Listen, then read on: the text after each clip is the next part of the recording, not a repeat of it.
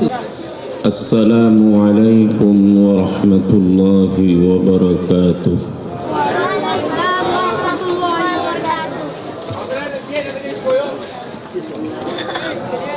الحمد لله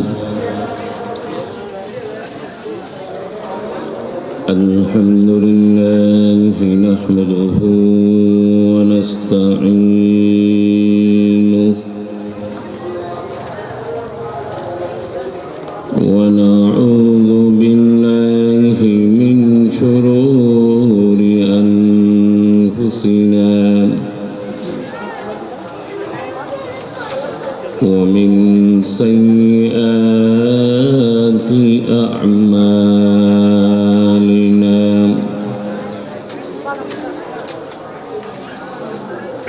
من يهده الله فلا مضل له ومن يضلله فلا هادي له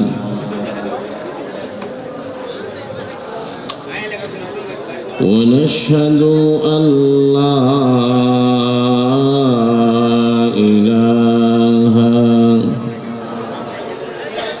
إلا الله وحده لا شريك له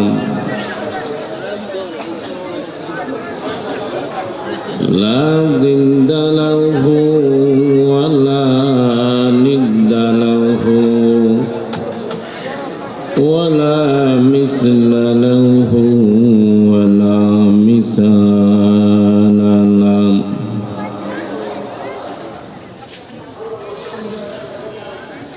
ونشهد أن سيدنا ومولانا وأولانا محمد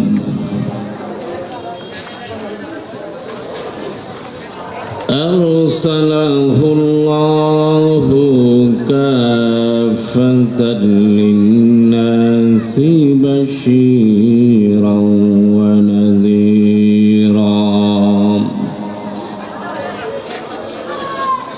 وداعيا إلى الله بإذنه وسراجا منيرا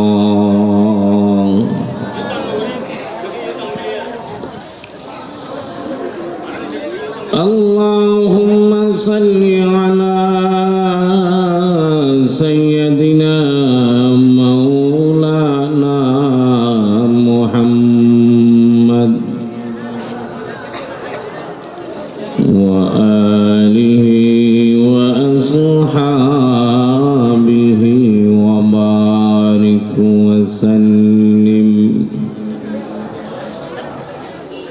اللهم بارك على محمد وعلى آل محمد كما باركت على إبراهيم وعلى آل إبراهيم إنك حميد مجيد أما بعد فقد قال الله سبحانه وتعالى في كلامه المجيد وفرقانه الحميد أعوذ بالله من الشيطان الرجيم بسم الله الرحمن الرحيم الرحيم يا أيها الرسل كلوا من الطيبات واعملوا صالحا وفي آية أخرى يا أيها الناس كلوا مما في الأرض حلالا طيبا ولا تتبعوا خطوات الشيطان إنه لكم عدو مبين. وقال صاحب القرآن صلى الله عليه وسلم لا تزول قدم ابن آدم يوم القيامة حتى يسأل عن خمس عن أمره فيما أفنى وعن شبابه فيما أبلى وعن ماله من أين اكتسبه وفيما أنفقه وماذا علم فيما علم وماذا عمل فيما علم أو كما قال عليه الصلاة والسلام رب اشرح لي صدري ويسر لي أمري واحلل عقدة من لساني يفقهوا قولي صدق الله العلي العظيم وصدق النبي الأمي الكريم ونحن على ذلك لمن الشاهدين والشاكرين والحمد لله رب العالمين.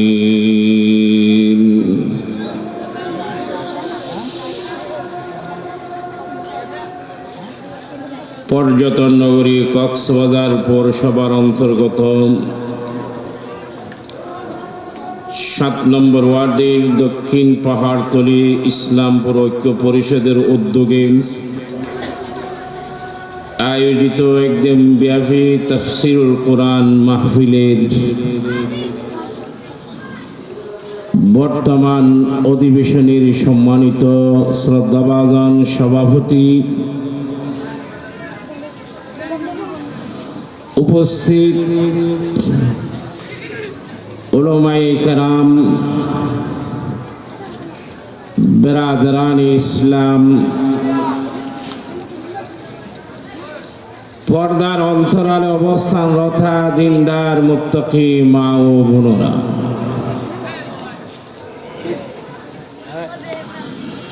সর্বপ্রথমে মহান রব্বুল আলামিনের লাখো কোটি শুকরিয়া আদায় করছি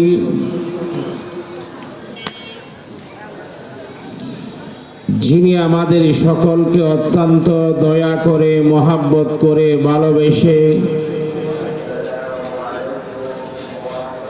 দ্বীনের নিসবতে, কোরআনের মহাব্বতে জান্নাতের বাগানে আসার এবং বসার তৌফিক দিয়েছেন। আমরা সকলেই অন্তরের অন্তরস্থল থেকে মন প্রাণ উজাড় করে বড় আওয়াজ দিয়ে কলিমাতুল শুকর আদায় করি, আলহামদুলিল্লাহ। আলহামদুলিল্লাহ।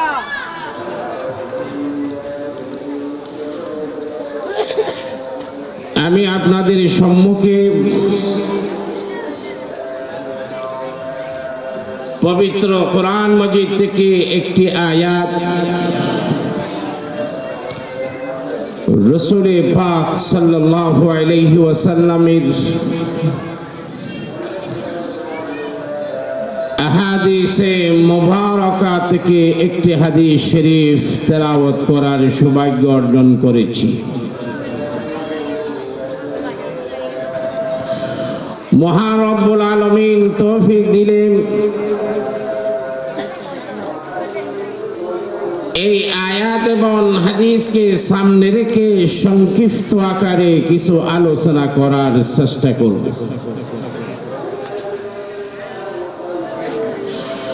মহান রব্বুল আলামিন আমাদেরকে সৃষ্টি করে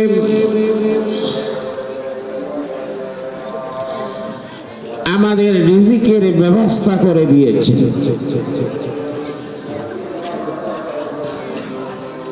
দুনিয়ার মধ্যে এমন কোন প্রাণী নাই যে প্রাণীর রিজিক আল্লাহ তাআলা নিজের জিম্মা নেন নাই। ওয়ামা মিন দাব্বাতিন ফিল আরদি ইল্লা আলাল্লাহি রিজকুহা। এই রিজিকের অর্থ কি? উলামা ইকরাম কিতাবে লিখেছেন, যে সমস্ত জিনিসের মাধ্যমে মানুষ নিজের প্রাণ এবং জান রক্ষা করতে পারে সব জিনিসকে রিজিক বলা হয়। যেমন অন্ন, বস্ত্র, বাসস্থান। একজন মানুষ প্রাণ রক্ষা করার জন্য অন্ন লাগবে, ভাত লাগবে, বস্ত্র কাপড় লাগবে, মাথা গুছানোর মতো একটা গল লাগবে। অন্ন, বস্ত্র, বাসস্থান এগুলি সবটা রিজিকের মধ্যে অন্তর্ভুক্ত। প্রশ্ন আসতে পারে,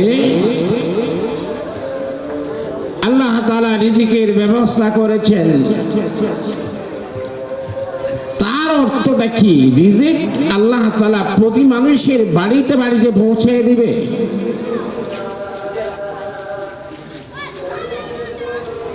কোরআনে বলেছেন রিজিকের ব্যবস্থা করেছেন, তার অর্থ হলো প্রত্যেক মানুষের, প্রত্যেক প্রাণীর রিজিক আল্লাহ তাআলা দুনিয়ার মধ্যে পাঠাইয়া দিয়েছেন। দুনিয়ার প্রত্যন্ত অঞ্চলে এই রিজিকগুলি পাঠাইয়া দিয়েছেন। হুয়াল্লাযী খালাকা লাকুম মা ফিল আরদি জামিআ ওয়া লাকাদ মাক্কান্নাকুম ফিল আরদ ওয়াজআলনা লাকুম ফিহা মাআইশ। এই পৃথিবী যেটা আছে এটা মানবের জন্য আল্লাহ তাআলা সৃষ্টি করেছে, মানবের কল্যাণের জন্য। অন্য আয়াতে বলেছেন, আমি তোমাদেরকে দুনিয়ার মধ্যে থাকার ব্যবস্থা করে দিয়েছি, তোমাদের রিজিকও এই দুনিয়ার মধ্যে ছড়িয়ে ছিটিয়ে রেখে দিয়েছি। সেই রিজিকগুলি পাওয়ার জন্য মেহনত করতে হবে। ব্যবসার মাধ্যমে হোক, নিজের শ্রমের মাধ্যমে হোক, কৃষি কাজের মাধ্যমে হোক, প্রত্যেকের রিজিক আল্লাহ তাআলা দুনিয়ার মধ্যে পাঠিয়ে দিয়েছেন।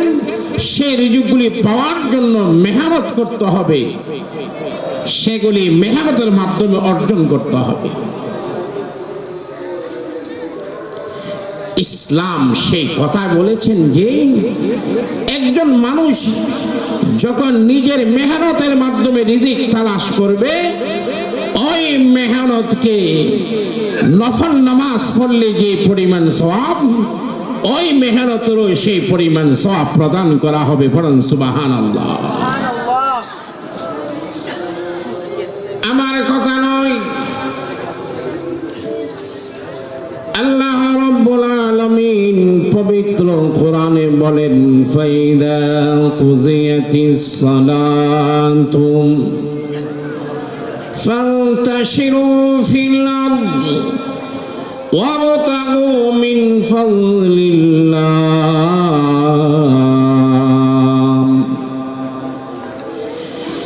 এ আমার বান্দা বান্দিরা,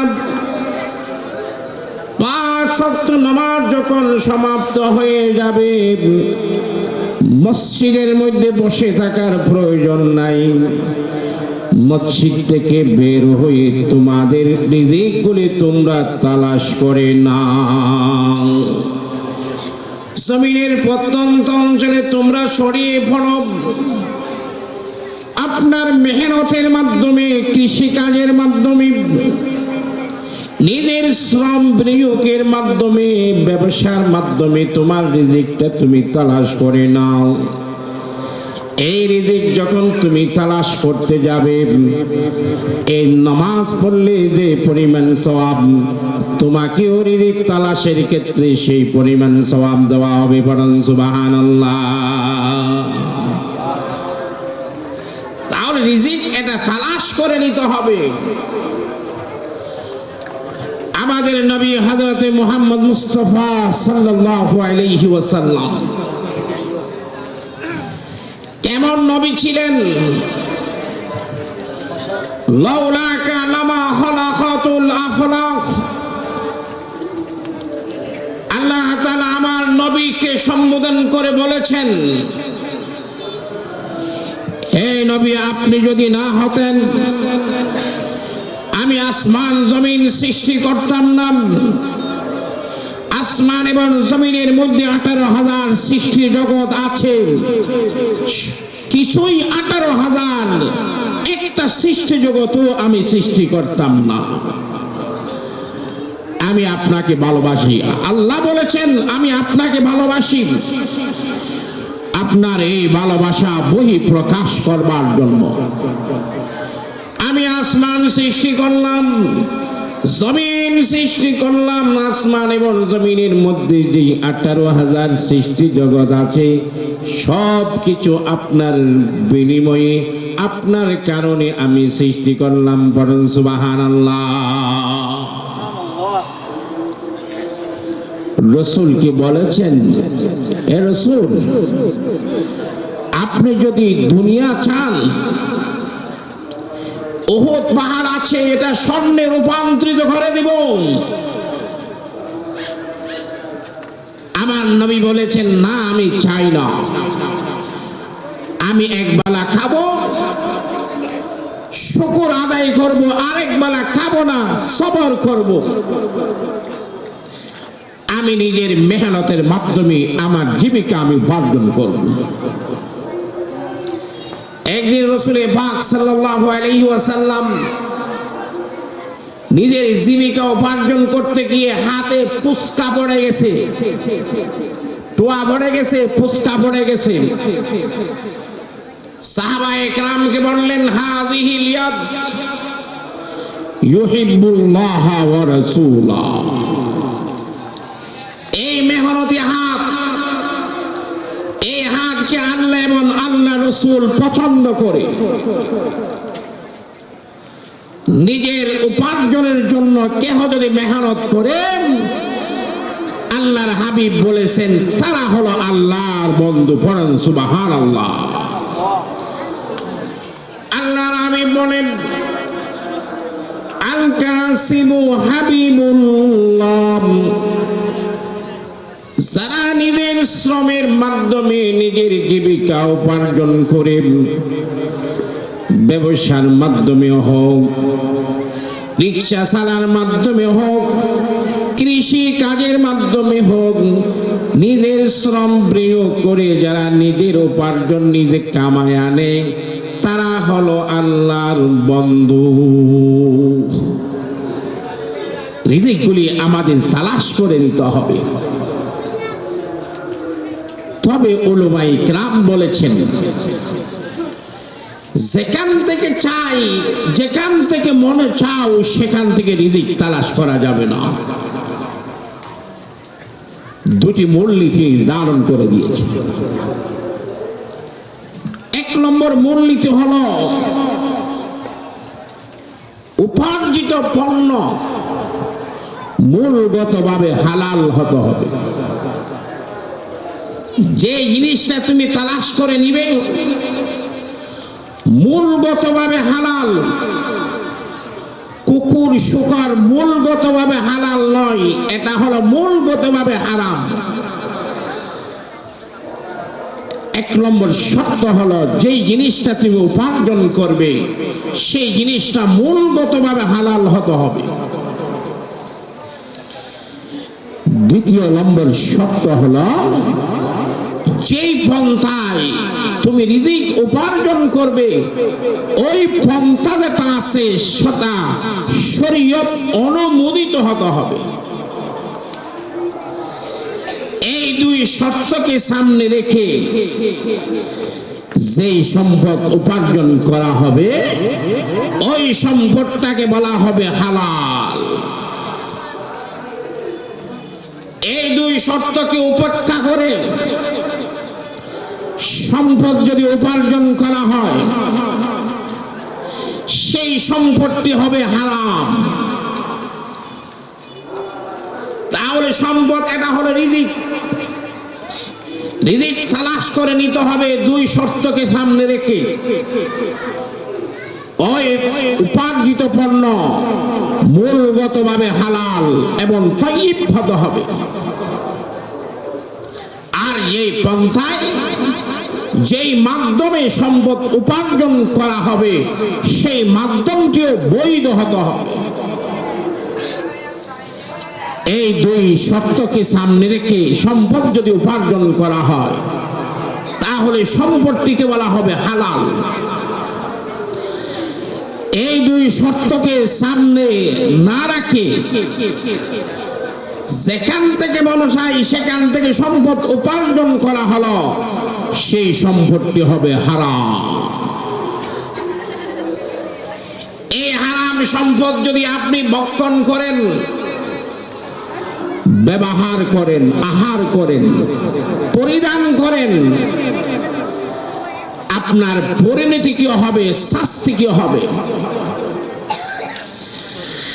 এক নম্বর শাস্তি, আপনার সম্পদ হালাল নয়, হারাম। সেই হারাম সম্পদ যদি আপনি ব্যবহার করেন, এক নম্বর শাস্তি, আপনার দোয়া কবুল হবে না। দ্বিতীয় নম্বর শাস্তি, আপনার নামাজ কবুল হবে না। তৃতীয় নম্বর শাস্তি, আপনার সদকা কবুল হবে না। চতুর্থ নম্বর শাস্তি, আপনার মৃত্যুর সাথে সাথে আপনার জাহান্নামে যেতে হবে। পড়েন নাউযুবিল্লাহ।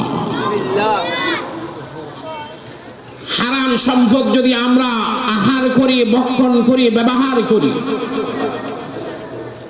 তাহলে আমাদের শাস্তি কয়টা? 4টি শাস্তি। এক নম্বর, দোয়া কবুল হবে না। দ্বিতীয় নম্বর, নামাজ কবুল হবে না, ইবাদত কবুল হবে না। তৃতীয় নম্বর, যাকাত এবং সদকা কবুল হবে না। চতুর্থ নম্বর, মৃত্যুর সাথে সাথে তার স্থান হবে জাহান্নাম। এই কথাগুলি আমার নয়। যারা হারাম ভক্ষণ করে, আহার করে, পরিধান করে, আল্লাহ তাআলা তার তাদেরকে 1 নম্বরে শাস্তি প্রদান করবেন, সে যদি আল্লাহর কাছে কোনো দোয়া করে, আল্লাহর কাছে কোনো যদি প্রার্থনা করে, আল্লাহ তাআলা ওই প্রার্থনা এবং দোয়াকে গ্রহণ করবেন না। পড়েন নাউযুবিল্লাহ। বুখারী শরীফের হাদিস, মুসলিম শরীফের হাদিস, আল্লাহর হাবিব সরকারে দো আলম জনাবে মুহাম্মদ মুস্তাফা সাল্লাল্লাহু আলাইহি ওয়াসাল্লাম পবিত্র ভাষায় বলেন, ইন্নাল্লাহা তাইয়্যিবুন ইউহিব্বুত তাইয়্যিবান। আল্লাহ তাআলা পবিত্র, পবিত্রতাকে আল্লাহ তাআলা পছন্দ করেন। ওয়া ইন্নাল্লাহা আমারাল মুমিনিন বিমা আমারা বিহিল মুরসালিন ইয়া আইয়ুহার রাসূলু কুলু মিনাত তাইয়্যিবাতি ওয়া'মালু সালিহা ইয়া আইয়ুহাল্লাযীনা আমানু কুলু মিনাত তাইয়্যিবাতি মা রাযাকনাকুম ওয়াশকুরু লিল্লাহি সুম্মা যাকারার রাজুলা আশআসা ইউতিলুস সাফরা আশআসা। এই দুই কোরআনের আয়াত রাসূল পাক সাল্লাল্লাহু আলাইহি ওয়াসাল্লাম তেলাওয়াত করার পরে একজন মানুষের আলোচনা করেছেন। দূর দূরান্ত থেকে সফর করে এসে আল্লাহর কাছে পুরাগন্ধ অবস্থায়, চুলগুলি এলোমেলো অবস্থায় আল্লাহর কাছে দোয়া করেছেন, ইয়া রাব্বি ইয়া রাব্বি ইয়া রাব্বি মাতআমুহু হারামুন ওয়া মাশরাবুহু হারামুন ওয়া মালবাসুহু হারাম। আল্লাহর কাছে দোয়া করছেন, আল্লাহ তাআলা আসমান থেকে সে তার জবাব দিচ্ছেন, আমি তার দোয়া কিভাবে কবুল করব? সেই যেগুলি পরিধান করেছে সেগুলিও হারামের, যেগুলি সেই পানাহার করেছে, পান করেছে সেটাও হারামের, আর যেগুলি সেই খেয়েছে, বক্ষণ করেছে, আহার করেছে সেটাও হারামের। ফাআন্না ইউস্তাজাবু লিযালিক। কিভাবে তার দোয়া কবুল করতে পারি? তার দোয়া কবুল করা হবে না, যেহেতু তার সবটা হলো হারামের। সম্মানিত হাজিরিন, হারাম বক্ষণ করার পরে আল্লাহর কাছে দোয়া করলে দোয়া কবুল হবে না। দ্বিতীয় নম্বর শাস্তি, আমাদের খাদ্য যদি হালাল না হয়, আমরা যা পরিধান করেছি কাপড় চোপড় এটা যদি হারাম যদি হয়, তাহলে নামাজ কবুল হবে না। এত কষ্ট করে নামাজ পড়তেছি, নামাজ একটাও কবুল হবে না। আব্দুল্লাহ ইবনে উমর রাদিয়াল্লাহু তাআলা বড় এক সাহাবী, হযরত উমর রাদিয়াল্লাহু তাআলা আনহুর ছেলে আব্দুল্লাহ হাদিস রওয়ায়াত করেছেন, মিশকাত শরীফের হাদিস। আল্লাহ নবী বলেন, মান ইশতারা সাওবান বিআশাতি দারাহিমা ওয়া ফীহি দিরহামুন হারামুন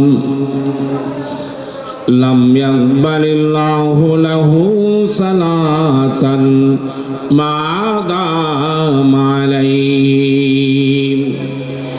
এ আমার উম্মতের নরনারীরা খুব ভালো করে জেনে রাখুন, যে ব্যক্তি 10টি দিরহামের মাধ্যমে 10 টাকার মাধ্যমে একটা জামা খরিদ করলো, ক্রয় করলো, সেই 10 দিরহামের মধ্যে একটা দিরহাম, সেই 10 টাকার মধ্যে একটি টাকা হলো হারামের।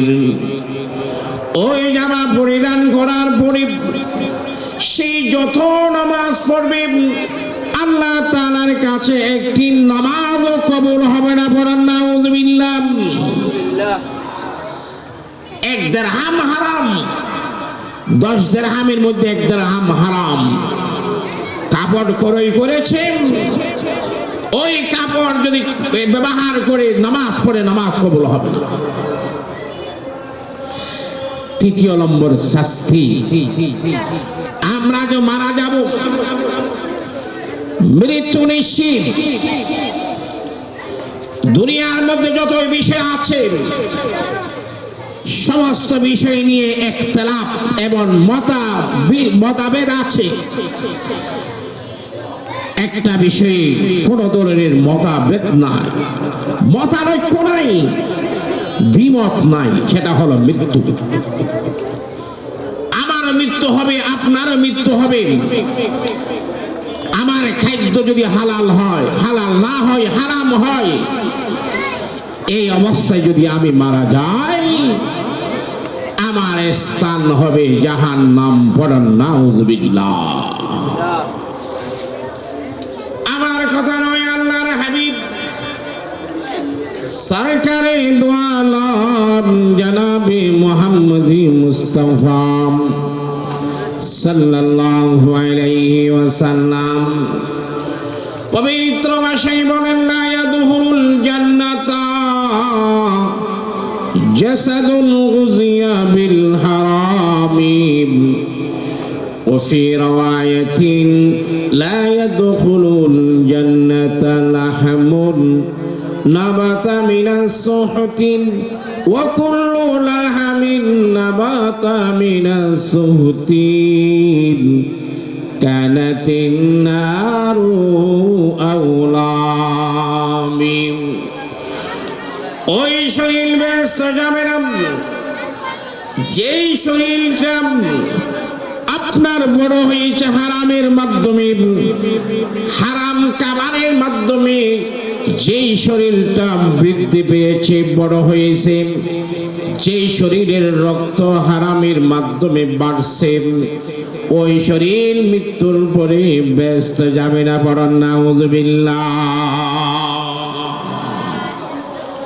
তাহলে বোঝা গেল হালাল এবং হারাম দুটি মূলনীতিকে সামনে রেখে যদি আমরা সম্পদ উপার্জন করি, সেই সম্পদটাকে কি বলা হবে? হালাল বলা হবে। এই দুই মূলনীতিকে উপেক্ষা করে বাদ দিয়ে সম্পদ যদি উপার্জন করা হয়, সেই সম্পদটা হারাম হবে। এই হারাম ভক্ষণ করার পরে, আহার করার পরে আমাদের শাস্তি কি হবে? 1 নম্বর শাস্তি, দোয়া কবুল হবে না। 2 নম্বর শাস্তি, নামাজ কবুল হবে না। 3 নম্বর শাস্তি, মৃত্যু পর তার স্থান হবে জাহান্নাম। আমাদের আলোচনা করার প্রয়োজন, কোন কোন মাধ্যমে সম্পদ উপার্জন করলে সম্পদ হারাম হয়। এই জিনিসটা আমাদের স্মরণ রাখতে হবে, মনে রাখতে হবে, আমল করতে হবে। যেহেতু আমাদের অবিষ্ট লক্ষ্য হলো জান্নাত, দুনিয়া আমাদের লক্ষ্য নয়। দুনিয়ার মধ্যে আমাদেরকে প্রেরণ করা হয়েছে, ওমা খালাকাতুল জিন্না ওয়াল ইনসা ইল্লা লিয়াবুদুন। এই দুনিয়ার মধ্যে আসার উদ্দেশ্য হলো জান্নাত উপার্জন করা, জান্নাত কামাই করা। যেই জিনিসের মাধ্যমে আমরা জান্নাত থেকে দূরে সরে যাবে, ওই জিনিসগুলো আমাদের পরিহার করতে হবে।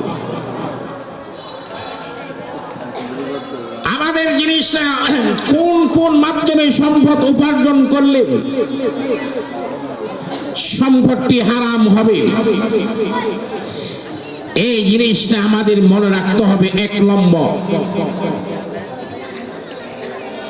সুদের মাধ্যমে সম্পদ উপার্জন করলে সম্পদ হারাম। ঘুষের মাধ্যমে সম্পদ উপার্জন করলে সম্পদ হারাম। সরকারি মাল আত্মসাতের মাধ্যমে সম্পদ উপার্জন করলে সম্পদ হারাম। প্রতারণার মাধ্যমে সম্পদ উপার্জন করলে সম্পদ হারাম, মাপে জোপে কম দেওয়ার মাধ্যমে সম্পদ উপার্জন করলে সম্পদ হারাম। শরীয়তের মধ্যে যেই দ্রব্যগুলি নিষিদ্ধ করা হয়েছে তার ব্যবসার মাধ্যমে সম্পদ উপার্জন করলে সম্পদ হারাম। আরো অনেক আছে ইত্যাদি। এই জিনিসটা আমাদের খুব আমলে নিয়ে আসতে হবে। আমার উপার্জনের মধ্যে সুদি লেনদেন আছে কিনা, আমার উপার্জনের মধ্যে ঘুষের টাকা আছে কিনা। আমি সরকারি চাকরিজীবী, সরকারি চাকরিজীবী হওয়ার পরে যে বেতনগুলি আমার নির্ধারণ করা হয়েছে তার অতিরিক্ত আমি জনগণ থেকে নিয়েছি কিনা, এইগুলি যদি আমার উপার্জনে থাকে তাহলে আমার উপার্জনের মধ্যে হারাম চলে এসেছে। এইগুলি খাওয়ার পরে আমার স্থান হবে জাহান্নাম। পড়েন নাউযুবিল্লাহ। বর্তমান সমাজের মধ্যে সুদের লেনদেন এমন ভাবে বেড়ে গেছে, এমন কোনো বাণী নাই যেখানে সুদের টাকা প্রবেশ করে না। সুদ এটা ইসলাম ধর্ম, ইসলাম ধর্মের আগে অনেক ধর্ম ছিল। আদম আলাইহিস সালাতু ওয়াস সালামের পরে নূহ আলাইহিস সালাতু ওয়াস সালামের ধর্ম, ইব্রাহিম আলাইহিস সালাতু ওয়াস সালামের ধর্ম, মূসা আলাইহিস সালাতু ওয়াস সালামের ধর্ম, ঈসা আলাইহিস সালাতু ওয়াস সালামের ধর্ম। ইসলামের আগে এই নবীরা প্রায় 1 লক্ষ বা 2 লক্ষ 26,000 আম্বিয়া کرام এই দুনিয়া থেকে অতিবাহিত হয়ে গেছেন। প্রত্যেকের ধর্ম ছিল, কোন ধর্মের মধ্যে এই সুদি লেনদেন জায়েজ ছিল না। এই যারা সুদি লেনদেন করে এটাকে হালাল মনে করেন তারা মুসলমান থাকবে না, কাফের হয়ে যাবে। পড়েন নাউযুবিল্লাহ। আমার কথা নয়, আল্লাহ তাআলা পবিত্র কোরআনে বলেন, ইয়া আইয়ুহাল্লাযীনা আমানু ইয়া আইয়ুহাল্লাযীনা আমানু তাকুল্লাহ ওয়া যারু মা বাকিয়া মিনার রিবা ইন কুনতুম মুমিনিন। এই ইমানদারগণ, আল্লাহকে ভয় করো। সুদের লেনদেন যেগুলি আছে, সুদের যে অবশিষ্ট লেনদেন আছে সেগুলি পরিহার করো, সেগুলি বাদ দিয়ে দাও। তুমি যদি মুমিন হয়ে থাকো, তুমি যদি প্রকৃতপক্ষে মুমিন হয়ে থাকো, সুদের লেনদেন এটা পরিহার করে এটা বাদ দিয়ে দাও। সুদি লেনদেন এটা হলো হারাম। এই হারাম যারা সত্যিও ওয়াজের মাধ্যমে জানতে পেরেছেন এটা হলো হারাম, উলামায়ে ইকরামের মাধ্যমে জানতে পেরেছেন এটা হলো হারাম।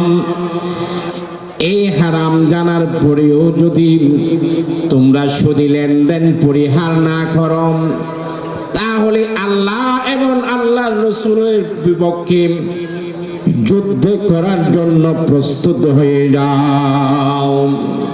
ফাইন লাম তাফআলু ফাযারু বিহারবিন মিনাল্লাহি ওয়া রাসূলিহি ওয়া ইন তুবতুম ফালাকুম রুউসু আমওয়ালিকুম লা তাযলিমুনা ওয়া লা তুযলামুন। সূরাতুল বাকারার আয়াত। এই আয়াত থেকে কি প্রমাণিত হয়? সুদি লেনদেন যদি পরিহার না করো তার অর্থ হলো আল্লাহ এবং আল্লাহর বিরুদ্ধে যুদ্ধ করার জন্য প্রস্তুতিকে গ্রহণ করেছে। সুদী লেনদেন এটা হলো হালাল। এরকম মনে করে যারা পরিহার করবে না তাদের ঈমান থাকবে না, তারা বেঈমান হয়ে যাবে, তার অন্তরের মধ্যে ঈমান থাকবে না। কাল কিয়ামতের ময়দানে যারা সুদী লেনদেন করে, সুদী লেনদেনের সাথে জড়িত, তাদেরকে কোটি কোটি মানুষের সামনে পরিচয় করা যাবে। পাগলের মতো উঠবে, স্বাভাবিক মানুষের মতো তারা চলাফেরা করতে পারবে না। দুনিয়ার মধ্যে টাকার লোভে যে এরকম সেই পাগল ছিল, টাকার জন্য পাগল, তাহলে আখিরাতের মধ্যেও সেই পাগল হিসাবে উঠবে। আল্লাহ তাআলা কোরআনে বলেন, আল্লাযীনা ইয়াকুলুনার রিবা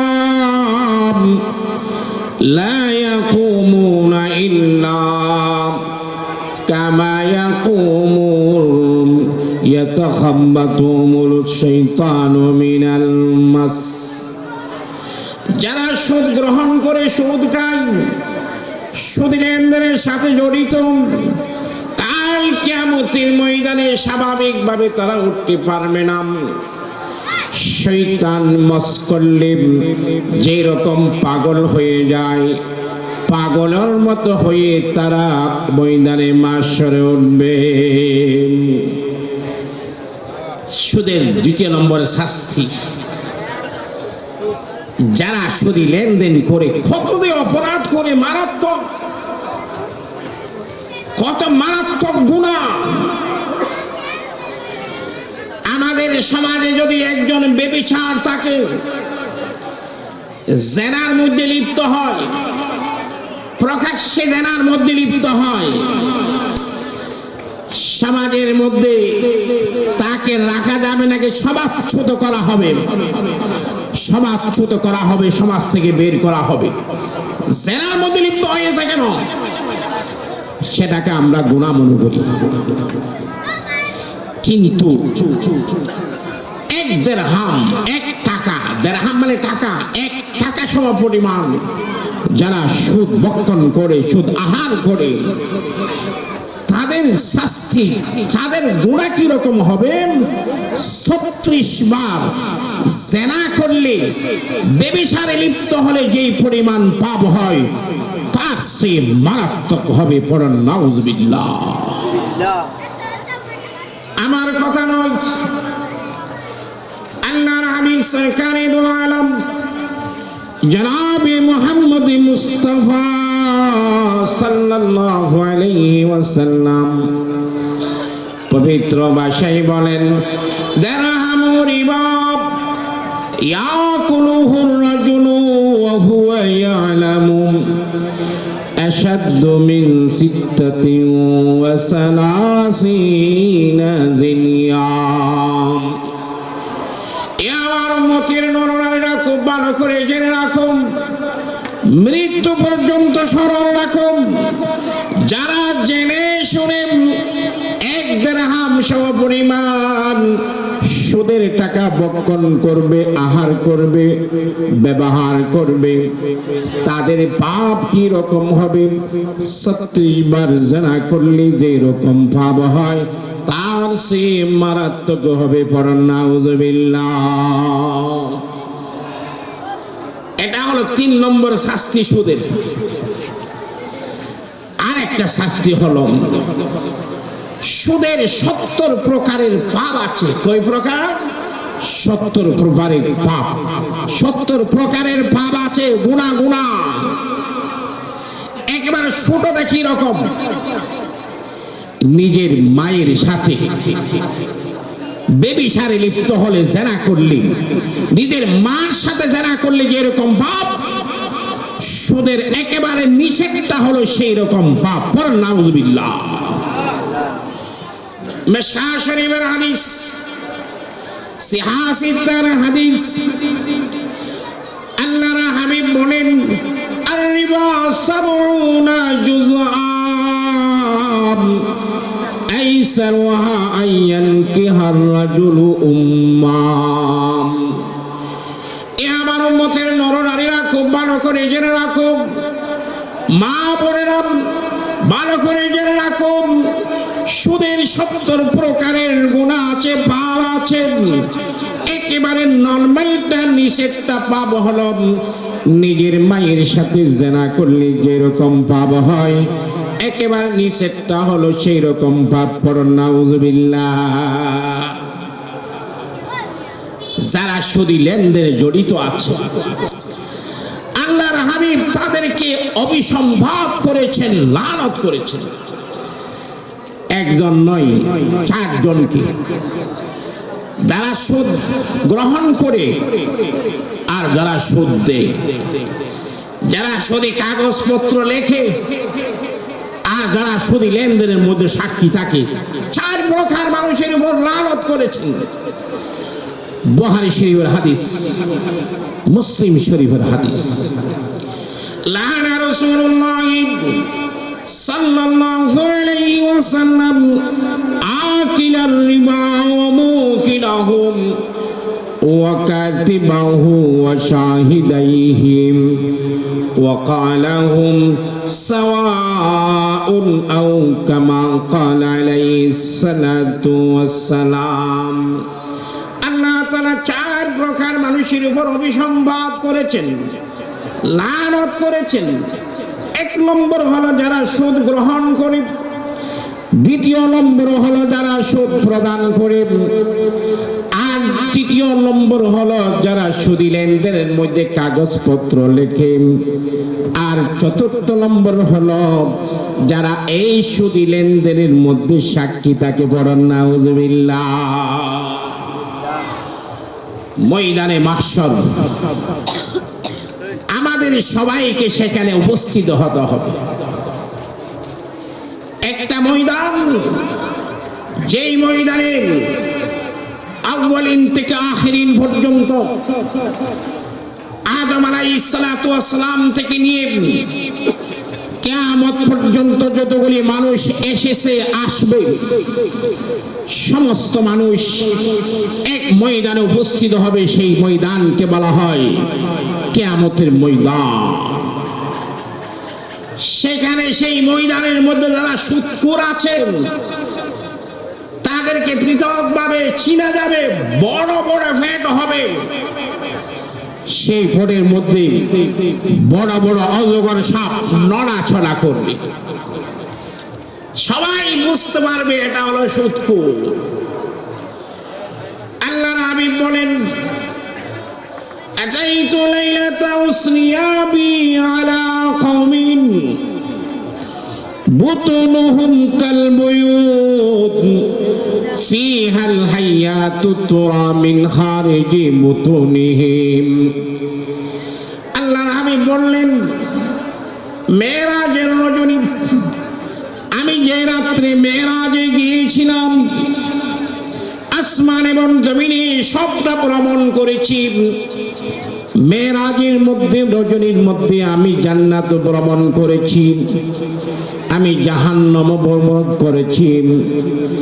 জাহান্নামে ভ্রমণ করার সময় এমন কিছু লোকের পাশ দিয়ে যাচ্ছিলাম, তাদের পেটগুলি হলো বড় বড় গড়ের মতো। সেই পেটের ভিতরে বড় বড় সর্প নড়াচড়া করছেন। আমি আমার সাথে জিবরাইল আলাইহিস সালাতু ওয়াস সালামকে বললাম, ইয়া জিবরাইল মা হাউলাই, এই জিবরাইল, এই এরা কারাম, জাহান্নামের মধ্যে এভাবে শাস্তি হচ্ছে কারাম। ক্বালা হাউলাই আকলাতুর রিবা। জিবরাইল আলাইহিস সালাতু ওয়াস সালাম বললেন, এরা হলো সমস্ত লোকেরা যারা দুনিয়ার মধ্যে সুদী লেনদেন করত, সুদী লেনদেন করত, সুদ খেত, সুদ গ্রহণ করত। তাদের পরিণতি জাহান্নামের মধ্যে এভাবে হবে। এটা হলো সুদের শাস্তি। এই সুদী লেনদেন থেকে আমাদের বিরত থাকতে হবে। সুদের মাধ্যমে যেই অর্থ উপার্জন করা হয় এটা হলো হারাম। সুদ কাহাকে বলা হয়? সুদের অনেক ব্যাখ্যা আছে। কিতাবুল বুয়ু, ইসলামী অর্থনীতি। ইসলাম একটা জিনিসের নাম নয়। আমরা মনে করি ইসলাম নামাজের নাম, নামাজ পড়লে বস ইসলাম, আর বাইরে কোনো ইসলাম নয়। কোরআন স্পষ্ট ভাবে বলেছেন, ইয়া আইয়ুহাল্লাযীনা আমানু দুখুলু ফিস সিলমি কাফা। ইসলাম পাঁচটি জিনিসের সমন্বয়ে গঠিত। পাঁচটি জিনিসের সমন্বয়ে হলো ইসলাম। এক নম্বর হলো আকাইদ, দ্বিতীয় নম্বর হলো ইবাদাত, তৃতীয় নম্বর হলো মুআমালাত, চতুর্থ নম্বর হলো মুআশারাত, পঞ্চম নম্বর হলো আখলাক। আকাইদ বিশ্বাস, কোন জিনিসকে কিভাবে বিশ্বাস করতে হবে, এটা হলো ইসলামের প্রথম জুজ। সাহাবায়ে কেরাম, আম্বিয়ে কেরামের সাথে কোন ধরনের বিশ্বাস রাখতে হবে? আম্বিয়ে কেরাম মাসুম, নিষ্পাপ।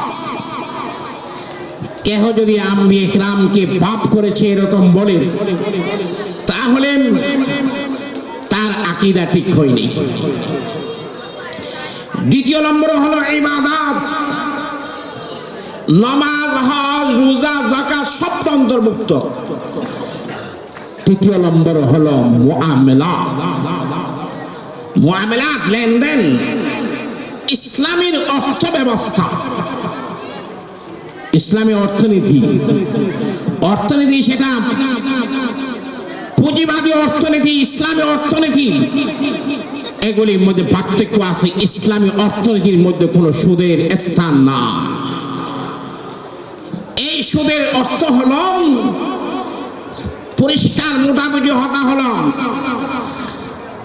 10 টাকা নিয়ে একজন মানুষকে 10 টাকা কর্জ দেওয়া হলো, নেওয়ার সময় 12 টাকা নেওয়া হলো, 10 টাকার পরিবর্তন হয়ে গেল, ওই যে 2 টাকা দিয়ে বাড়ায়া নিলাম, এটা হলো সুদ। সহজভাবে বোঝানোর জন্য বলেছি। এটা কিস্তির মাধ্যমে হোক, যে কোনো মাধ্যমে হোক না কেন, এটা হলো হারাম। এই হারাম জিনিস থেকে আমাদের বিরত থাকতে হবে। দ্বিতীয় নম্বর, ইসলামী অর্থ ব্যবস্থার আরেকটা জিনিস হলো, ইসলাম যেটাকে কঠিন ভাবে নিষেধ করেছে সেটি হলো ঘুষ। ঘুষ কাহাকে বলা হয়? নিজের পক্ষে কথা বলার জন্য, নিজেরকে অন্যায়ভাবে সাহায্য করার জন্য বিচারককে, সরকারি কর্মকর্তা এবং কর্মচারীকে যা দেওয়া হয়, যেই হাদিয়াটা দেওয়া হয়, সেটাকে বলা হয় ঘুষ। যেই দেশের মধ্যে ঘুষের প্রথা থাকবে,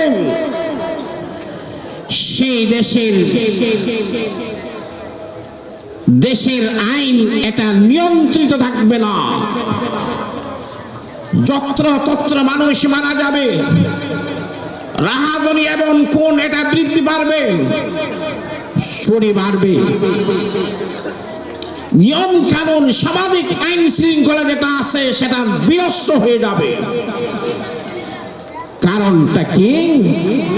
ঘুষের লেনদেন প্রচলন আছে। আমাদের সমাজের মধ্যে আইন শৃঙ্খলা নষ্ট কেন? ঘুষের প্রচলন আছে।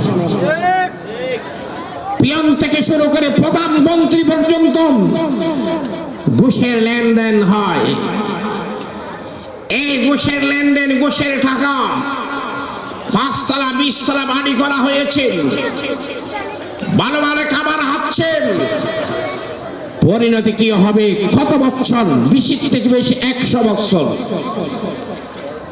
100 বছরের পার হতে পারবেন না, আপনি দুনিয়ার মধ্যে থাকবেন না। আপনার কবরে যাইতে হবে আযাব শুরু হয়ে যাবে, আসার স্থান হবে জাহান্নাম। এই সুদী লেনদেন কোরআনের মধ্যে স্পষ্টভাবে নিষেধ করে দিয়েছেন। ওয়ালা তাকুলু আমওয়ালাকুম বাইনাকুম বিল বাতিল ওয়া তাদলু বিহা ইলাল হুকাম লিতাকুলু ফারিকাম মিন আমওয়ালিন নাসি বিল ইসমি ওয়া আনতুম তা'লামুন। আল্লাহ তাআলা পবিত্র কোরআনে বলেন, এ আমার বান্দা বান্দীরা, মানুষের মাল অন্যায়ভাবে ভক্ষণ করিও না, মানুষের মাল অন্যায়ভাবে গ্রাস করো না। অন্যের মাল জেনে শুনে অন্যায়ভাবে দখল করার জন্য হাকিম এবং বিচারককে তোমরা ঘুষ দিও না। সরাসরি নিষেধ করা হয়েছে নাকি হয় নাই? ঘুষ দিও না। তাহলে ঘুষ যারা দেয়, যারা নেয়, যারা দালাল আছে, ঘুষ দেয় সরাসরি নেয় না, মাঝখানে একটা দালাল এরকম আছে। তিনি জনের উপর রাসূল পাক সাল্লাল্লাহু আলাইহি ওয়াসাল্লাম লানত করে দিয়েছেন। পড়ান নাউযুবিল্লাহ। মিশকাত শরীফের হাদিস, সিহাফি তার হাদিস, লানা রাসূলুল্লাহ সাল্লাল্লাহু আলাইহি ওয়াসাল্লাম রাশিয়া ওয়াল মুরতাশা ওয়ার রাইশা আল্লাযী বাইনাহুমা। আল্লাহর হাবিব তিন প্রকার মানুষের উপর অভিসম্বাদ করেছেন, লানত করেছেন। এক নম্বর হলো যারা ঘুষ গ্রহণ করে, দ্বিতীয় নম্বর হলো যারা ঘুষ দেন, নিজের জমিন অপরের জমিন নিজে দখল করার জন্য ঘুষের লেনদেন করে দ্বিতীয় নম্বর। আর তৃতীয় নম্বর হলো ঘুষদাতা এবং গ্রহীতা, এই দুটো মাঝখানে যা মধ্যস্থতা করে দালালি করেন, তার উপর রাসূল পাক সাল্লাল্লাহু আলাইহি ওয়াসাল্লাম অভিসম্পাদ করেছেন, লানত করেছেন। ঘুষের মাধ্যমে যেই সম্পদ উপার্জন করা হয়, সেই সম্পদটা হালাল নাকি হারাম, সেই সম্পদটা হলো হারাম। এই সম্পদ আমার সন্তানকে খাওয়াইলাম, বড় করলাম, তারপরে সন্তান নষ্ট হয়ে যাবে। কাল কিয়ামতের ময়দান আপনার ওই সন্তান আপনার বিপক্ষে নালিশ করবে আল্লাহর দরবারে। তৃতীয় নম্বর, সরকারি যে সমস্ত রাজস্ব মাল আছে, সরকারের চাকরিজীবী যাদেরকে সরকারের পক্ষ থেকে ভাতা দেওয়া হয়, 10,000, 20,000, 1 লক্ষ, 1.5 লক্ষ সচিবদের ভাতা, বেতন 1.5 লক্ষ, 2 লক্ষ, 3 লক্ষর মধ্যে বেতন। সেই বেতনগুলি তার জন্য বৈধ এবং হালাল। পুলিশ অফিসার, তার বেতন হলো 50,000, 70,000, 80,000 বেতন। তার এই বেতন হলো তার জন্য হালাল। এই বেতন কেন দেওয়া হচ্ছে? জনগণের মাল তাকে দেওয়া হচ্ছে জনগণের সেবা করার জন্য। জনগণের মাল দেওয়া হচ্ছে জনগণের সেবা করার জন্য। কোর্টের মধ্যে যে সমস্ত ওসি, আপনার জজ, পিয়ন ইত্যাদি কাজ করে, তাদের শরীয়তের পক্ষ থেকে একটা বেতন নির্ধারিত আছে। সেই বেতন তাদের জন্য বৈধ। এই বেতন ব্যতীত অন্য কোন টাকা যদি তারা জনগণ থেকে নেয়, এটা হলো সম্পূর্ণরূপে হারাম। এই হারাম যারা ভক্ষণ করবে, আহার করবে, তাদের স্থান হবে জাহান্নাম। আমার সরকারে দু আলম জনাবে মুহাম্মদ মুস্তাফা সাল্লাল্লাহু আলাইহি ওয়াসাল্লাম পবিত্র ভাষায় বলেন, মান ইস্তামাল্লাহু আলা আমালিন ফারাযাকনাহু রিজকান ফামা আখাযা বা'দা যালিকা ফাহুয়া গালুলুন। এ আমার উম্মতের নরনারীরা, খুব ভালো করে জেনে রাখুন, মৃত্যু পর্যন্ত স্মরণ রাখুন, আমি যাকে সরকারি কর্মচারী কর্মকর্তা হিসাবে নিয়োগ দিলাম, সরকারি কোনো দায়িত্ব আমি নিয়োগ দিয়েছি এবং তার জন্য আমি ভাতা নির্ধারণ করেছি, বেতন নির্ধারণ করেছি। এই বেতন তার জন্য বৈধ। এই ভাতা ব্যতীত জনগণ থেকে যদি অন্য কোনো টাকা নেওয়া হয়, কাজ করে দেওয়ার কারণে ওই টাকাগুলি গলুল হবে, হারাম হবে। বরং নাউযুবিল্লাহ। আমাদের সরকারি চাকরিজীবী যারা আছে তাদের দিকে তাকান, পিয়ন থেকে শুরু করে প্রধানমন্ত্রী পর্যন্ত বেতন বহির্ভূত অন্য জনগণ থেকে টাকা নেয় নাকি নেয় না? জনগণ থেকে টাকা তারা উছল করেন, এটা হবে হারাম। এই হারাম যদি আপনি ভক্ষণ করেন, আহার করেন, পরিধান করেন, আপনার স্থান হবে জাহান্নাম। শরীয়তের মধ্যে কিছু জিনিস পণ্য দুই প্রকার। দুনিয়ার মধ্যে যা কিছু আছে সবটা হালাল নয়। কিছু জিনিসকে আল্লাহ তাআলা হালাল করেছেন, আর কিছু জিনিসকে করেছেন হারাম। যেগুলি হারাম করেছেন সেগুলির ব্যবসাও হারাম। ইন্নাল খামরা ওয়াল মাইসির ওয়াল আনসাব ওয়াল আজলাম রিজসুম মিন আমালি শাইতান ফাজতানিবুহু লাআল্লাকুম তুফলিহুন। আল্লাহ তাআলা কোরআনে বলেন, নিশ্চয়ই মদ এবং জুয়া, প্রতিমা এবং পাশা খেলাম, এগুলি হলো নাপাক, এগুলি হলো হারাম। এগুলি থেকে তোমরা বিরত থাকো যাতে তোমরা সফল কাম হতে পারো। এই আয়াতের মধ্যে চারটা জিনিসকে হারাম করে দিয়েছে। একটা হলো মদ, আর একটা হলো জুয়া। জুয়ার মধ্যে লটারিও অন্তর্ভুক্ত। জুয়া কাহাকে বলা হয়? যেখানে হার জিত হয় সেটাকে বলা হয় আপনার জুয়া। আমি 10 টাকা দিলাম, 10 টাকার বিনিময়ে আমি 500 টাকাও পেতে পারি, 10 টাকা চলেও যেতে পারে। এই সিস্টেমে যা খেলা আছে সবটা হলো জুয়ার মধ্যে অন্তর্ভুক্ত।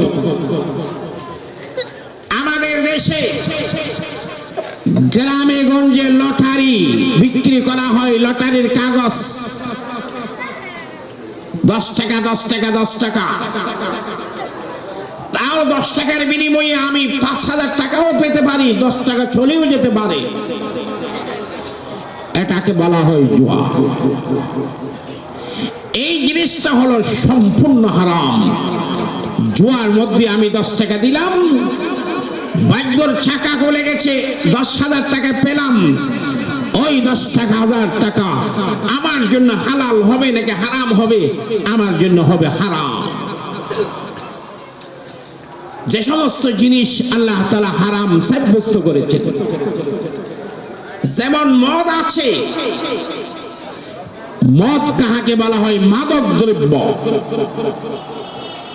সেটা পানীয় হোক, সেটা সেবন করে এরকম হোক, সেটা যেই নামে হোক না কেন, যে জিনিস খেলে, পান করলে, ব্যবহার করলে মানুষের দিমাগ মস্তিষ্ক ঠিক থাকে না, বিকৃত হয়ে যায়। মাথার আকল স্বাভাবিক কাজ করে না, পরিবর্তিত হয়ে যায়, তাকে বলা হয় মদ। সে ভাই আমার নাম দিয়ে হোক, পেন্সিল দিয়ে হোক, অন্য কোন নামে হোক না কেন, যার মাধ্যমে যে জিনিস ব্যবহার করার কারণে নিজের মস্তিষ্ক নষ্ট হয়ে যায়, আকল বিকৃত হয়ে যায়, আকল স্বাভাবিক কাজ করে না, সেটা পান করার মাধ্যমে হোক, ব্যবহার করার মাধ্যমে হোক, সেবন করার মাধ্যমে হোক, সেটাকে মদ বলা হয়। এই মদের ব্যবসা এটা বৈধ নাকি অবৈধ? আল্লাহ হাবিব বলেন, ইন্নাল্লাহা ইযা হারামা শাইআন হারামা সামানাহু আও কামা ক্বালা আলাইহিস সালাতু ওয়াস সালাম। এ আমার উম্মতের নরনারীরা, খুব ভালো করে জেনে রাখো, মৃত্যু পর্যন্ত স্মরণ রাখো, যখন আল্লাহ তাআলা কোন জিনিসকে হারাম ঘোষণা করেন তার ব্যবসাও হারাম হয়ে যায়। আল্লাহ তাআলা পবিত্র কোরআনের মাধ্যমে মদ এবং জুয়াকে হারাম ঘোষণা করেছেন।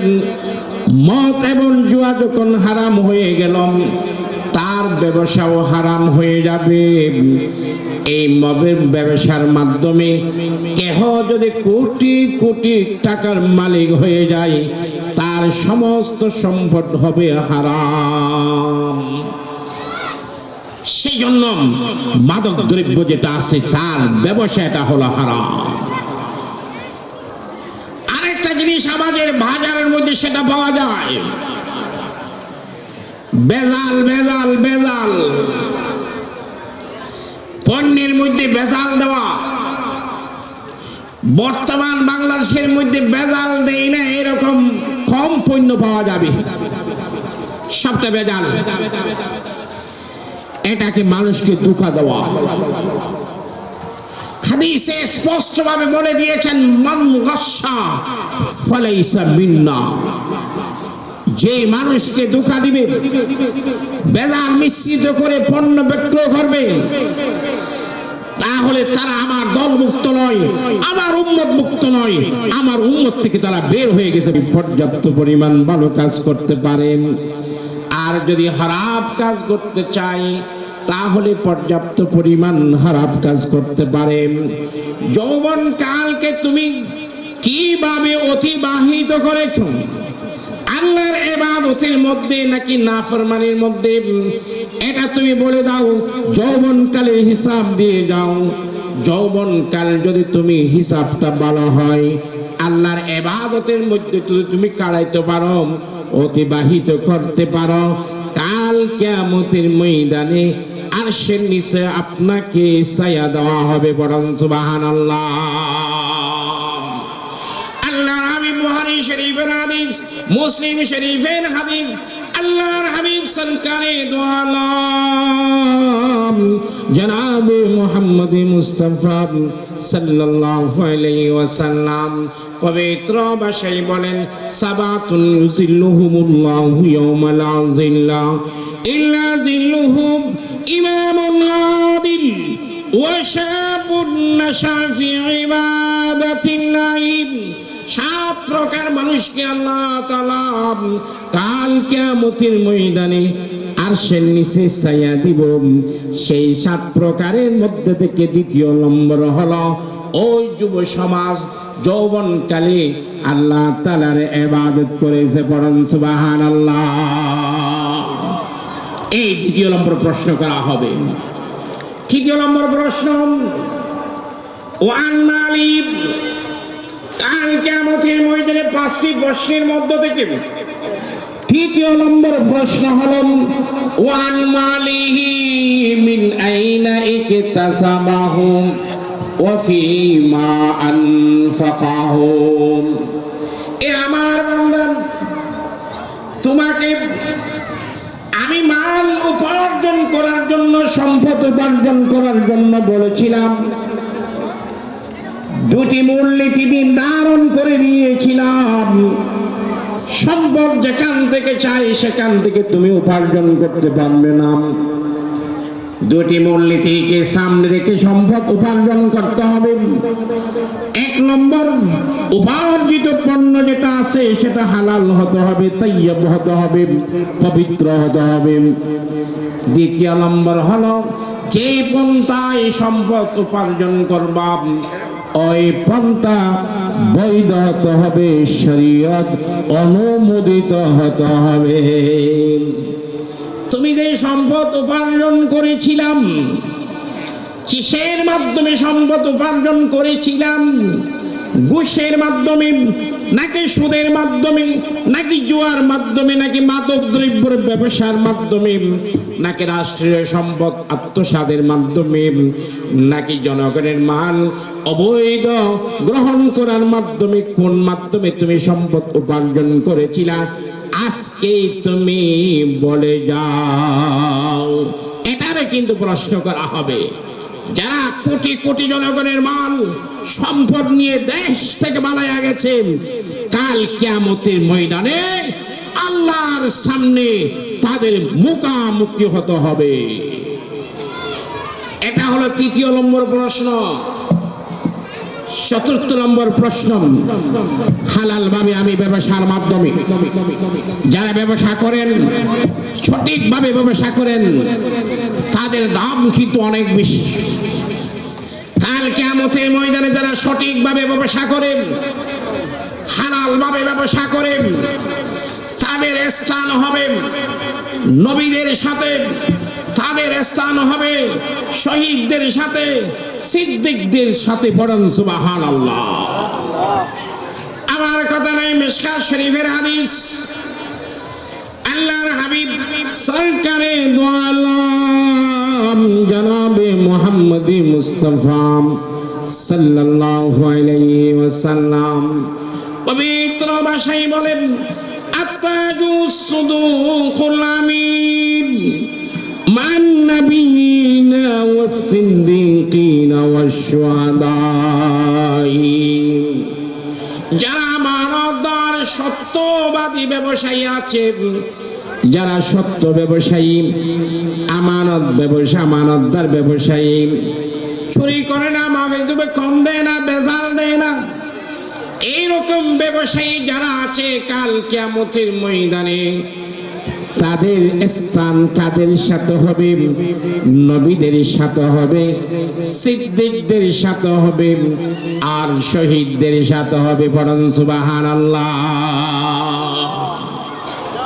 ব্যবসায়ীর মাধ্যমে সম্পদ উপার্জন করলাম হালাল ভাবে। আবার প্রশ্ন করা হবে, এই সম্পদ, উপার্জিত সম্পদ সবটা তুমি খাওয়ার জন্য না, এটা খরচ করতে হবে। কোথায় খরচ করা হবে? একটা মূলনীতি আছে। ইসলাম বলেছে, সম্পদ উপার্জন করেছ, খরচ করতে হবে নিজের জন্য, নিজের পরিবার পরিজনের জন্য, নিজের পিতা মাতার জন্য, নিজের ভাই বোনদের জন্য, নিজের আত্মীয় স্বজনদের, এভাবে খরচ করতে হবে। আর ইসলামের জন্য, দ্বীনের জন্য, মসজিদ এবং মাদ্রাসার জন্য, এতিমদের জন্য এগুলো খরচ করতে হবে। এগুলো যদি খরচ না করেন, সবটা যদি জমা করে রাখেন, ব্যাংক ব্যালেন্স রাখেন, আপনার কিন্তু খবর আছে। হালাল টাকা উপার্জন করেছেন, ব্যয় করার জন্য বলেছেন, মূলনীতি দিয়েছেন কোথায় ব্যয় করবেন। এভাবে ব্যয় না করে সবটা আপনার মাল মনে করে আপনি যদি ব্যাংক ব্যালেন্স করে রাখেন, ব্যাংকের মধ্যে জমা করে রাখেন, খবর আছে। সেটা কি খবর? আল্লাহ তাআলা বলেন, ওয়াইলুল লিকুল্লি হুমাযাতিল লুমাযাব আল্লাযী জামা'a মালান ওয়া আদ্দাদা ইয়াহসাবু আন্না মালাহু আখলাদা কাল্লা লা ইউনবাযান্না ফিল হুতামা। তিন প্রকার মানুষের জন্য আল্লাহ তাআলা ধমক দিয়ে বলেছেন ওয়াইন নামক দুজকের মধ্যে 3 প্রকার মানুষ যাবে। 1 নম্বর হলো যারা মানুষের গীবত সমালোচনা করে, পরনিন্দা করে, গীবত করে। 2 নম্বর যারা মানুষকে সামনে সামনে লাঞ্ছিত করে। আর 3 নম্বর হালাল ভাবে সম্পদ উপার্জন করেছে, হালাল তরিকায় সম্পদ উপার্জন করার পরে সেই সম্পদকে আল্লাহর রাস্তায় খরচ করে না, জমা করে রাখে, গনে করে রাখে, এগুলি খরচ করে না। সেই মনে করেছে সেই সম্পদ তার কাছে চিরকাল থাকবে। কাল্লাম, কখনো নয়, সম্পদ চিরকাল থাকবে না তার কাছে, অথবা সেই সম্পদ থেকে চলে যাবে। সম্পদ আছে, কোটি কোটি টাকার মালিক, সেই সম্পদ দুনিয়ার মধ্যে আছে, কিন্তু সেই সম্পদ থেকে চলে গেল, হঠাৎ করে স্ট্রোক হয়েছে, মারা গেল। সম্পদ দুনিয়ার মধ্যে আছে, সেই সম্পদ থেকে চলে গেল, অথবা সম্পদ তার থেকে চলে গেল, সম্পদ আসেই আছে, আপনার আগুন লেগে তার সমস্ত ইন্ডাস্ট্রি একসাথে জ্বলিয়া গেল। বলেন নাউযুবিল্লাহ। কাল্লা লা ইউনবাযান্না ফিল হুতামাম, কখনো নয়, সম্পদ চিরকাল তার কাছে থাকবে না। সম্পদের যেই বিষয়গুলি আছে সেগুলি যদি ঠিক মতো খরচ না করে, তাহলে তাকে হাতেমা আগুনের মধ্যে নিক্ষেপ করা হবে। বলেন নাউযুবিল্লাহ। 1 নম্বর প্রশ্ন, জীবন দেওয়া হয়েছে 80 বছর, কোথায় কিভাবে বিয়ে করছো খবর দিয়ে দাও। সেই 80 বছরের জীবনের মধ্যে যৌবন কাল যেটা আছে, শ্রেষ্ঠ হায়াত, সেটা কিভাবে বিয়ে করছো? ইসলামী মাহফিল করেছিলেন নাকি গান করেছিলাম? সেটাই খবর দিয়ে দাও, জবাব দিয়ে দাও। সম্পদ উপার্জন করার জন্য বলেছিলাম 2 মূলনীতিকে সামনে রেখে, একটা হলো উপার্জিত পণ্য হালাল তাইয়িব হতে হবে। 2 নম্বর, যেই পন্থায় উপার্জন করা হবে সেই পন্থাটা শরীয়ত অনুমোদিত হতে হবে। এই 2 মূলনীতিকে সামনে রেখে সম্পদ উপার্জন করেছিলেন নাকি মন গড়া? হিসাব দিয়ে দাও। আর সম্পদ হালাল ভাবে, ব্যবসার মাধ্যমে, কৃষিকাজের মাধ্যমে, ব্যাংক চালার মাধ্যমে, রিক্সা চালার মাধ্যমে সম্পদ উপার্জন করেছ, এটা হলো হালাল। হালাল সম্পদ যদি কাও শরীরের মধ্যে, কলমের মধ্যে নূর পয়দা হয়, এই হালাল মাল এগুলি কোথায় খরচ করবা? তার একটা মূলনীতি, নীতিমালা আছে। সেই নীতিমালাকে সামনে রেখে খরচ করেছ নাকি জমা করে রেখেছ, এটারও কিন্তু হিসাব দিতে হবে। এটা হলো 4 নম্বর প্রশ্ন। 5 নম্বর প্রশ্ন হলো ওয়ামাযা আমিলা ফীমা আলিমা। আল্লাহ তাআলা কাল কিয়ামতের ময়দানে 4র্থ নম্বর প্রশ্ন করবে, আমার বান্দারা শরীয়ত মোতাবেক যতটুকু তুমি জেনেছিলাম সেই অনুযায়ী তুমি আমল করেছিলা নাকি আমল করে নাই? 5 ওয়াক্ত নামাজ পড়তে হবে। কোন মুসলমান এমন নাই জানে না 5 ওয়াক্ত নামাজ ফরজ। কোন মুসলমান এমন নাই যে 5 ওয়াক্ত নামাজ ফরজ এটা জানে না। জানার পরেও আমল করছে নাকি করে না, সেটা কাল কিয়ামতের ময়দানে আল্লাহর কাছে জবাব দিয়ে করতে হবে। শরীয়তের যে পরিমাণ জ্ঞান মাহফিলের মাধ্যমে, আপনার তালিমের মাধ্যমে তুমি জানতে পেরেছ, সেই মোতাবেক তুমি আমল করেছ নাকি আমল করো নাই? ওয়ামাযা আমিলা ফীমা আলিমা। আও কামা ক্বাল আলাইহিস সালাতু ওয়াস সালাম। শরীয়তের যে বিধিবিধানগুলি তুমি জেনেছিলাম সেই মোতাবেক তুমি আমল করেছো নাকি আমল করো নাই? নামাজের ফরজ এটা তুমি জেনেছিলাম, আমল করেছো নাকি আমল করো নাই? আপনার সুদ যেটা আছে সেটা হারাম, এটা জানার পরে তুমি আমল করেছো নাকি আমল করো নাই? ঘুষ যেটা আছে সেটা হলো হারাম, ওই হারাম জানার পরে তুমি আমল করেছো নাকি আমল করো নাই? প্রতারণার মাধ্যমে, বেজাল জিনিসের মাধ্যমে অর্থ সম্পদ উপার্জন করা এটা হলো হারাম, এটা জানার পরে তুমি আমল করেছো নাকি আমল করো নাই? এটার জবাব দিয়ে করতে হবে। সেই জন্য আমরা আজকে এই বয়ানের সারমর্ম কি? সারমর্ম হলো আল্লাহ তাআলা রিজিক দিয়েছেন আমাদেরকে। রিজিকের অর্থ, রিজিক এটা প্রতি মানুষের বাড়িতে বাড়িতে পৌঁছে দিবে না। এই রিজিক আল্লাহ তাআলা দুনিয়ার প্রত্যন্ত অঞ্চলে ছড়িয়ে ছিটিয়ে রেখে দিয়েছেন। পাওয়ার জন্য এটা অন্বেষণ করতে হবে। যেখান থেকে চাই সেখান থেকে রিজিকগুলি আহরণ করা যাবে না। তাহলে কি করতে হবে? দুটি মূলনীতিকে সামনে রেখে, একটা হলো সম্পদটা মূলগত হারাম হতে হবে, যে পন্থায় উপার্জন করা হবে সেই পন্থাটাও হারাম হতে হবে, তখন সম্পদ যেটা আছে সেটা হালাল হবে, অন্যথায় হারাম হবে। আল্লাহ তাআলা আমাকে এখন সকলকে এই কথাগুলি মোতাবেক আমল করার তৌফিক দান করুন। ওয়া আখিরু দাওয়ানা আলহামদুলিল্লাহি রাব্বিল আলামিন। আসসালামু আলাইকুম ওয়া রাহমাতুল্লাহ।